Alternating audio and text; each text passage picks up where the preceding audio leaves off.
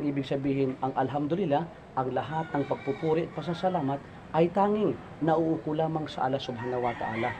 Ang Allah, ito ay salitang Arabic. Siya ang Allah, siya ang God, Creator, siya ang sustainer, siya ang provider. Siya rin ang nabigay buhay sa atin at siya rin ang babawi ng buhay sa atin.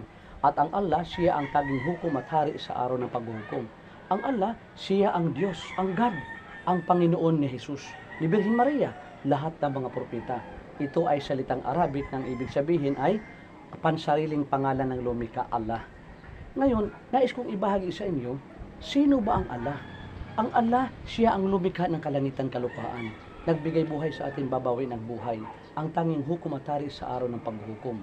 At ang Allah ang nagsugo, pumili ng mga propeta dito sa mundo upang ibahagi ng mga tao, ng mga sugo mensahero at sabihin ng mga propeta na la ilaha ilahuwa, iisa lamang ang dapat pagkukulan ng pagsamba, la ilaha illallah, walang ibang Diyos maliban sa Allah.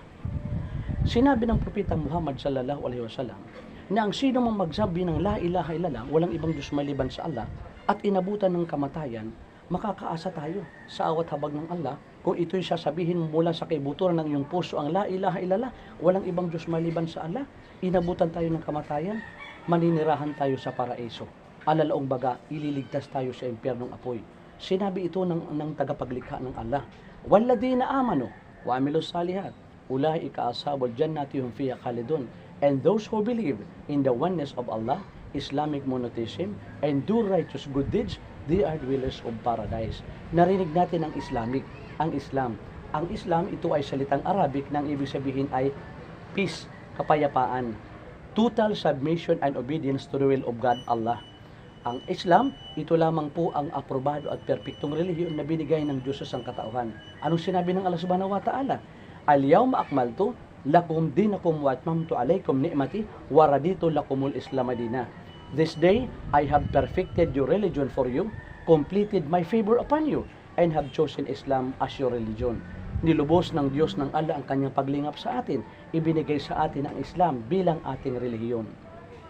Iano yung ating nakikita at naririnig na iba't ibang mga sikta, relihiyon, denominasyon. Iyan ay nakikita natin, totoo po yun. Totoo yan na yan ay mga man-made, gawa-gawa lamang ng tao.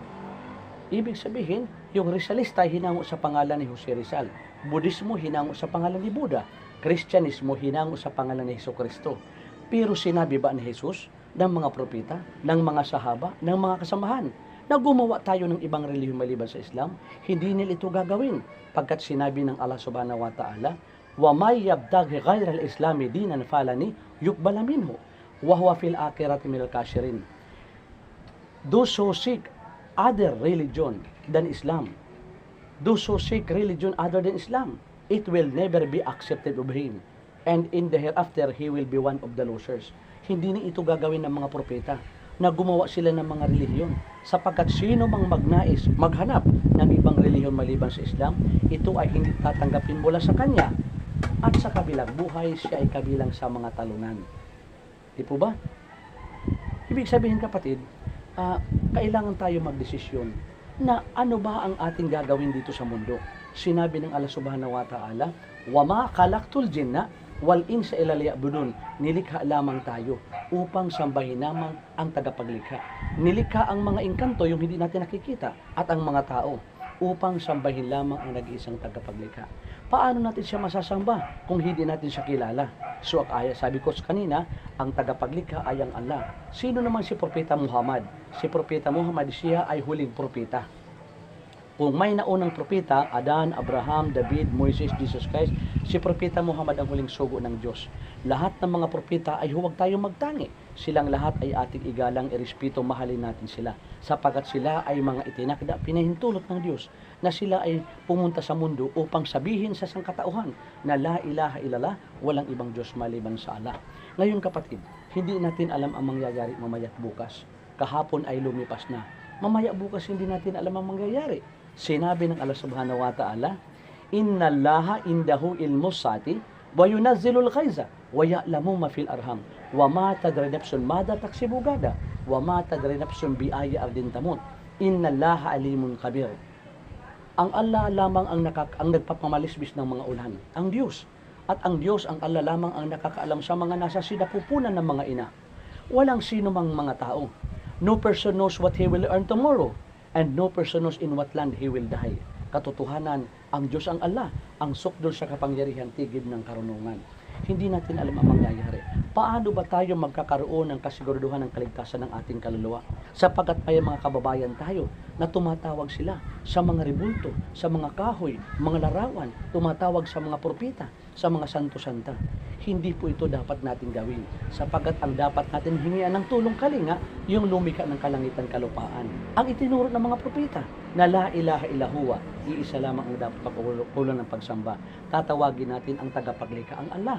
Hihingi tayo ng tulong at kalinga, at bago tayo humingi ng tulong at kalinga, ideklara natin mula sa kaibuturan ng ating puso ang ganito: Ashhadu an la ilaha illallah wa ashhadu anna Muhammadan abduhu wa rasuluh.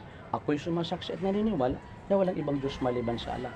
Ako'y sumasaksi at naniniwala na si Propeta Muhammad ang huling sugo ng Allah. Kaya bago tayo maghiwalay, ay maganda gawin natin ang ginawa ng mga propeta. Sabihin natin ang mga sinabi ng mga propeta.